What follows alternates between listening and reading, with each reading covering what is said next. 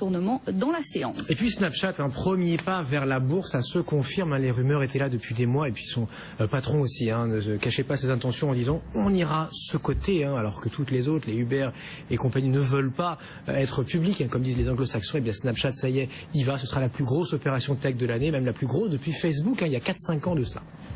Snap, la maison mère de cette messagerie mobile, a discrètement déposé son projet d'introduction auprès du gendarme boursier américain. Discrètement, car le dossier a été déposé de manière confidentielle.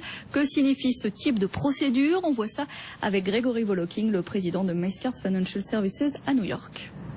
Ça nous dit donc la première chose, c'est que puisqu'elle a demandé la confidentialité de ce document, elle peut le faire que si ses revenus sont inférieurs à 1 milliard de dollars.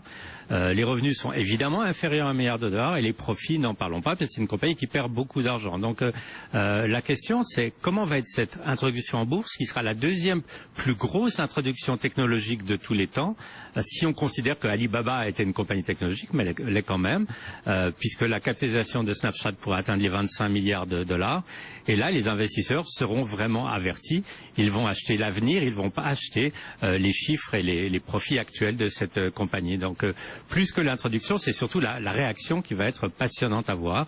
D'autant plus que c'est le premier unicorne qui va être introduit depuis qu'on a inventé cette catégorie de monstres de compagnies qui valent plus que 5 milliards de dollars en gros et qui sont encore des compagnies privées.